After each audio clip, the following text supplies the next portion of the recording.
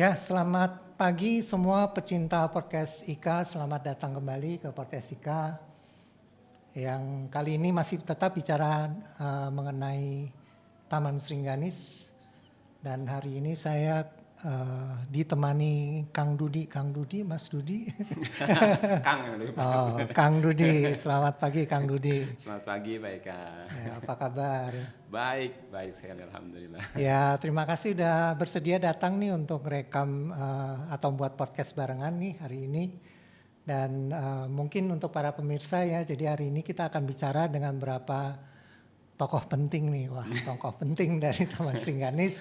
Dan kita akan mendengarkan cerita mereka mengenai Taman Sringganis ini. Jadi saya mulai ya Kang Dudi ya. Siap. Saya mulai dengan pertanyaan pertama Kang Dudi. Ya. Jadi gimana sih ceritanya kok Kang Dudi bisa ketemu, kenalan, kemudian join atau masuk ke Taman Sringganis ini? Iya. Seingat saya sekitar tahun 2001 itu karena pertama nih Taman Sringganis ini kan deket banget lah, artinya satu kampung dengan rumah Pak. Satu kampung Taman Sringganis tuh. Yeah. Jadi otomatis ada interaksi lah antara Taman Sringganis dengan kampung saya. Emang satu kampung lah, satu RW. Bahkan sama rumah saya itu satu RT Pak. Oh, oke. Satu RT. Nah, tahun 2001 Taman Sringganis punya program untuk masyarakat yang dari apa sebutnya Pak? Programnya dari YSIK lah, dari IKA zaman dulu kalau nggak salah YSIK. Iya benar. Yayasan Sosial Indonesia untuk Kemanusiaan dan lulusan itu. Itu programnya tentang HIV. Tentang HIV tahun 2001. Nah, salah satu apa disebutnya ya, dampingan atau apa Pak? Butuh rekan lah berarti Taman Sringganis untuk itu supaya tersosialisasi tentang HIV itu. Iya. Akhirnya karena ini satu kampung, nanya ke Taman Sringganis sendiri, komunikasi dengan pengurus kampung. Nah, saya sendiri kebetulan di kampung itu ngurus pemuda, Pak. Para pemuda. Di wadah Ikatan Remaja Islam Cimanengah. Cimanengah itu kampung tempat Taman Sringganis dan kami ini berada. Iya, berada itu. Oke. Saya sendiri mengetuai Ikatan Remaja Islam Cimanengah, Ikarisma tuh. Saya kebetulan ketuanya. Oke. Ketika Taman Sringganis ada kesepakatan dengan kami dari Remaja Islam Cimanengah untuk membuat sebuah kerjasama untuk sosial kemanusiaan Pak lah ya. Itu dari 2001-2002 programnya pokoknya itulah kami kerjasama lama, bahkan dari situ kami bersyukur Ikatan Remaja ini dapat apa semacam seragam khusus. Setelah itu selesai tahun 2002, nah akhirnya kan saya dikenal tuh Pak tuh sama Taman Sringganis Pak Putu Bu Endah. Ditawarilah bisa nggak tetap di Taman Sringganis, saya sendiri tapi Pak ya. Iya untuk membantu kiprah Taman Sringganis. Saya bersedia karena ada kecocokan Pak, gerakan Taman Sringganis itu. Kecocokan apa nih? Kecocokan hati gitu ya? Kecocokan hati betul Pak, betul. Mohon maaf, udah nggak ada lagi perhitungan saya digaji berapa, itu sama sekali nggak ada Pak, nggak ada. Hebat. Iya, pokoknya ada kecocokan aja, nggak ada hitung-hitungan sama sekali begitu, nggak ada. Pokoknya saya siap bantu, tapi saya ada kegiatan di rumah karena saya ngurus di rumah. Waktu yang saya sediakan ini gitu ya nggak masalah gitu. Jadi diatur-atur lah gitu ya. Disesuaikan Pak. Nah tahun 2003 akhir saya gabung. 2003 akhir. 2003 Jadi akhir. kenalan 2001, 2003 akhir bergabung karena kecocokan hati, ada keleluasan mengatur gitu ya. Betul. Hebat memang. Nah, selama di Taman Sringganis semenjak 2003 itu apa aja sih yang didapat gitu dengan bergabungnya di Taman Sringganis gitu? Ini hal yang luar biasa Pak. dimulai dengan sebuah kecocokan, itu menurut saya udah modal yang luar biasa. Saya sendiri kan berlatar belakang pondok pesantren, Pak, di mana kami dididik untuk berbuat sebaik-baiknya, sebanyak-banyaknya untuk kebaikan manusia gitu, Pak. Dan ini Taman Seringanis banget gitu, Pak. Dan Taman Seringanis ini jadinya gue banget. Jadi gue banget. Iya, secara garis besarnya itu, walaupun pada prakteknya itu hal yang lain lagi kan, Pak. Artinya yang saya terima di Taman Seringanis, keadaan semua pergerakan segala macam, hambatan-hambatan selalu ada gitu, Pak. Walaupun kecocokan sudah ada. Saya dapat hal besar, bagaimana benar-benar khususnya kearifan budaya Indonesia, khususnya tentang kesehatan ini sangat luar biasa. Seandainya ini tersosialisasikan dengan benar ke seluruh masyarakat Indonesia, itu luar biasa, sangat luar biasa. Itu garis besarnya begitu, Pak. Ya, jadi berawal dari kecocokan hati ya, kemudian betul, berkiprah dari tahun 2003 ya. Iya betul. Cocokan hati berkiprah 2003 dan yang selama ini itu yang didapatkan itu luar biasa, dalam arti memang sejalan dengan apa yang Kang Dudi inginkan ya, berbuat baik sebanyak-banyaknya gitu ya. Nah kemudian ada juga tadi Kang Dudi mengatakan kearifan dalam kesehatan kalau nggak salah ya tadi. Betul. Bisa dijelaskan sedikit nggak gimana ini maksudnya gitu?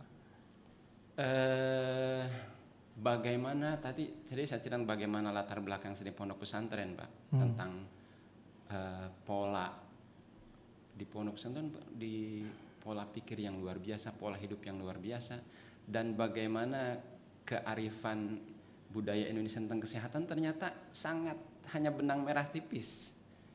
Iya, bagaimana seseorang bisa sehat tuh nggak jauh dari dia membuat pola hidup yang bijaksana, yang bagus, dan konsep-konsep itu sudah ada. Jadi bagaimana luar biasa seandainya manusia ingin menerapkan pola seperti itu, dan efeknya untuk kesehatan itu sungguh luar biasa. Itu saya sampai akhirnya kan berbekas selain ke saya sendiri, keluarga kan, Pak. Saya ada istri, ada anak. Iya.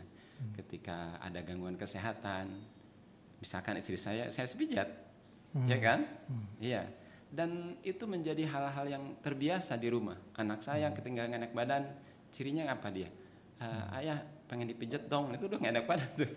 Jadi hal itu jadi hal yang berjalan tuh, Pak. Iya. Dan hal yang paling sederhana adalah diantaranya di rumah selalu ada tuh minyak urut tuh, Pak tuh. Minyak urut. Karena nggak ada ini, Pak nih, nggak ada sebuah penyakit itu parah tiba-tiba itu nggak ada, kecuali kecelakaan. Nah, dia berawal dari penyebab kecil yang dibiarkan. Kalau ditangani dari awal nggak akan tambah parah. Itu hal yang paling sederhana, itu diurut gitu. Jadi pembiaran itulah yang menyebabkan penyakit. Jadi kita harusnya tidak boleh membiarkan hal-hal yang kecil yang sebenarnya udah terasa ada sesuatu yang kurang. Betul, gitu ya. Betul. Oke. Iya. Jadi selalu ini ya sadar akan hal-hal yang kecil, hal-hal yang perlu ditangani. Betul. Itu muncul gitu dari sinyal tubuh itu keluar, Pak. Sinyal tubuh ya. Lah. Otomatis sinyal tubuh itu mengeluarkan. Jadi peka terhadap sinyal tubuh dan kemudian bisa menindaklanjuti ya. Betul. Supaya tubuhnya tidak lebih parah lagi gitu. Iya. Dan saya diajarkan sama Bu Endah, Pak Putu, semua orang itu salah satu penanggulangan yang sinyal tubuh keluarkan. Itu semua orang ada tangan, punya tangan kan, di mana-mana ke bawah itu di bawah. Itu pijat itu sangat efektif sekali untuk menghilangkan sinyal-sinyal awal tubuh itu, sehingga sakit tidak akan pernah bertambah parah.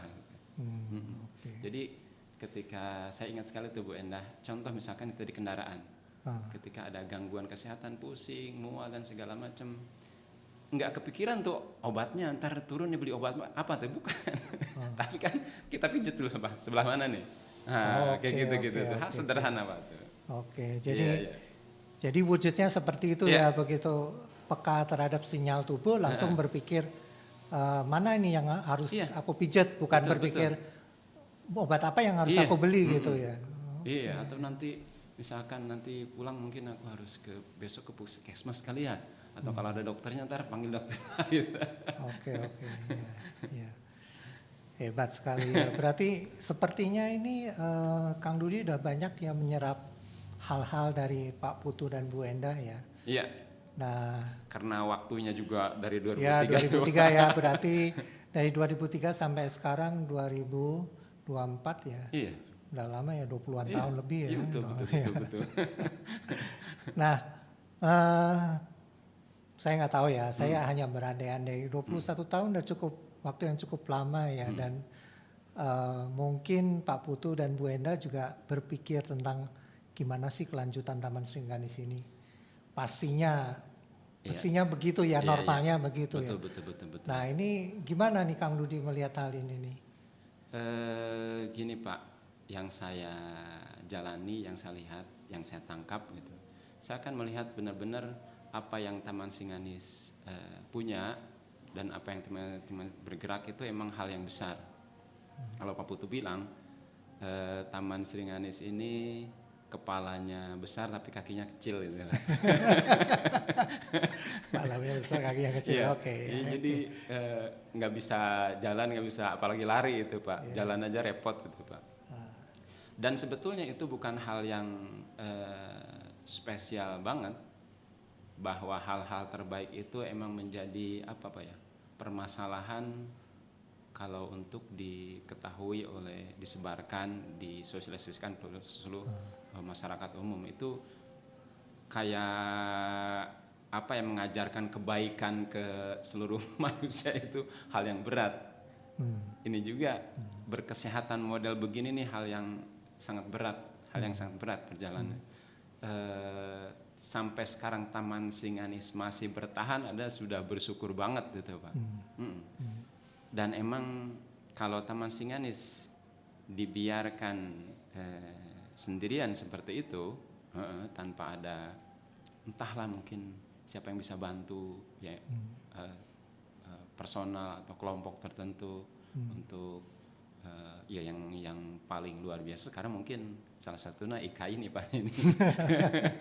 Mudah-mudahan jadi penembus tembok itu tuh supaya apa yang Taman Sringganis punya dan gerakan Taman Sringganis ini benar-benar bisa sampai dan dipercaya gitu Pak. Dipercaya. Itu kan nyampe sih mungkin banyak nyampe gitu, tapi kan bisa dipercaya itu hal yang lebih jauh lagi, lebih berat lagi. Setelah bisa dipercaya kan akhirnya bisa dipraktekkan, ingin belajar. Sejauh ini bahkan entahlah apa karena ada masa-masa Covid kemarin gitu. Dulu itu orang belajar itu ke Taman Sringganis banyak Pak, sebelum masa-masa Covid tuh. Kunjungan dari berbagai elemen masyarakat, perkantoran, pemerintahan, pribadi-pribadi, dari sekolah-sekolah termasuk IPB, itu banyak Pak, banyak. Tapi setelah pasca Covid kesini, bahkan sebelumnya pun sedikit sebelum menjelang Covid itu sudah bilang kunjungan tidak ada. Sampai sekarang tidak ada nih kunjungan. Bisa seperti itu tuh. Kalau kami evaluasi ke dalam ke Taman Sringganis ya, kami emang banyak permasalahan di dalam sumber daya manusia terbatas gitu Pak. Nah, harapan saya pribadi Pak, saya nih sebagai yang sudah lama di Taman Sringganis selamanya, mudah-mudahan program IKA ini nih, podcast ini bisa membongkar itu, buka lagi sehingga minimal kunjungan datang lagi, yang belajar banyak lagi gitu. Iya. Tapi tadi kan disebut ya kepala besar kaki kecil, itu mungkin salah satu kendala ya. Tapi saya pikir Kang Dudi sendiri juga udah merasakan betapa hebatnya manfaat Taman Sringganis ya. Betul. Jadi normalnya orang harusnya kenalan juga merasa kurang lebih hal yang sama ya, dan sehingga itu sebenarnya merupakan suatu motivasi ya. Iya. Mungkin karena mereka nggak kenal aja sih gitu loh. Setuju Pak, setuju. Itu kebetulan aja karena kalau saya sendiri kan nggak ada kontrak dulu Pak ya. Nah, nggak ada kontrak dulu. Ya. Sehingga begitu begitu ketemu ini gue banget nih gitu tuh. Nah, ketika yang kontrak ini harus ada jalan masuknya, itu kalau bisa menembus jalan masuk itu menurut saya sih ya ini emang jalan menuju kesehatan manusia yang sebenarnya Pak. Sangat baik sekali, sangat. Iya. Paham ya. Jadi walaupun ada manfaatnya, tapi awalnya memang rada unik ya, tidak seperti biasanya. Betul, ya. Betul. Dan inilah mungkin yang harus diperbaiki ya, supaya entah gimana caranya. Ya nggak tahu lah, kita sambil ngobrol lah mungkin cari ide lah gitu. Betul. Kan nggak sedikit gini Pak nih, ada yang belajar ke Taman Singanis dari kantor tentu, misalkan kita menjelaskan kesehatan kan secara tradisional, dan pembandingnya nanti kan adalah apa yang didapat kesehatan secara modern. Kok beda banget nih gitu. Nah itu tuh udah kontra banget tuh. Iya kayak gitu tuh. Iya. Belum lagi apa ya? Emang ketidaktahuan sama sekali lah, ketidaktahuan sama sekali, iya. Ya oke. Memang ini waktu kita terbatas ya, jadi sebenarnya menarik tapi kita nggak bisa bahas semuanya nih. Kalau nanti masih bakal kemana-mana. Tapi aku pikir intinya ya sebenarnya ini memang suatu hal yang sangat bermanfaat ya. Sangat sekali, sangat. Tapi mungkin awalnya memang unik ya, rada beda dengan yang umum pada umumnya. Sehingga mungkin orang juga gara-gara COVID gitu ya, mungkin ya ini hanya teori saya aja sih. Jadi dia udah nggak terlalu konsen tentang hal ini gitu. Nah sekarang gimana caranya menghidupkan kembali, mengingatkan kembali kepada masyarakat gitu bahwa ada cara lain loh untuk jadi sehat loh. Itu ya. Iya. Bahasa kalau kita nih Pak nih, kita sebagai orang yang di wilayah itu gitu Pak, orang luar mungkin Pak Eka bilang cara lain itu bahasanya, cara lain. Cara lain, padahal sebenarnya itu cara yang sebenarnya gitu Pak. Oke. Jadi lain tapi sebenarnya gitu ya. Jadi yang sekarang ya nggak benar-benar banget gitu ya. Benar tapi nggak benar-benar banget, ada yang lebih benar lagi. Iya, gitu. Cara yang sebenarnya untuk benar-benar sehat adalah kita bersahabat dengan alam, bersatu dengan alam. Ya bagaimana pernah saya ini kan di Sringanis karena masalahnya lama, mau tidak mau tidak belajar pasti terserap gitu Pak pengetahuan Taman Singanis keseharian ya gitu. Contoh ada orang yang mau, karena kita di Singanis kan ada klinik, ada yang mau berobat, misalkan sakit tertentu, gangguan tertentu, pasti dia nunggu itu kan kita mungkin ngobrol. Pernah ada yang keluhan sakit pinggang kalau nggak salah tuh, mungkin lama ya, atau keluhan pencernaan, beberapa kasus tuh. Saya ngobrol tentang kayak begini Pak, ngobrol santai aja. Kesehatan itu jangan berpikir ada penyakit apa dan segala macam. Bahkan hati itu bisa mencetuskan nyeri di organ tertentu. Itu selama ngobrol sakit pinggangnya hilang Pak. Obatnya ngobrol ya. Iya. Terus bagaimana nih si bapak ini sendiri, dia kena keluhan pencernaan yang luar biasa, sering kejadian. Ternyata pencetusnya itu bukan karena bakteri, virus dan segala macam, bukan. Jadi dia punya masalah yang terus dipikirkan Pak, sampai mengganggu pencernaan. Dan bagaimana dia bilang dia memelihara ikan di Keramba karena dekat sungai Pak. Keseharian dia ngurus ikan itu dan menyenangkan buat dia. Itu tanpa diobati sembuh. Dan menurut praktisi tradisional, pencetus seseorang bisa sakit sekarang 70% bukan karena faktor luar, tapi faktor dari dalam. Ini hebat sekali ini. Ya, hebat sekali. Jadi aku pikir mungkin di podcast kita kali ini sampai segini aja, tapi ini juga udah sebenarnya banyak Mudah, pesan mudah. yang disampaikan ya, seperti bahwa penyakit itu lebih banyak dari dalam diri kita, bukan dari luar. Setuju, betul. Dan gimana caranya kita sehat tuh, kita harus bersahabat dengan alam. Iya. Itu pesan-pesan yang sangat bijak menurut saya. Yang mungkin orang udah pada lupa gitu ya. Nah, tinggal bagaimana kita menyebarkan supaya orang datang kembali ke Taman Sringganis kayak gitu ya. Mudah-mudahan IKA ini Pak ini program sekarang Pak nih ya, mudah-mudahan. Amin. Ya, mudah-mudahan lah kalau gitu.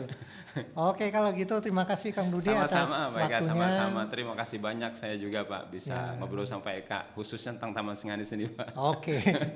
Jangan berhenti untuk mempromosikan Taman Sringganis ya. Siap.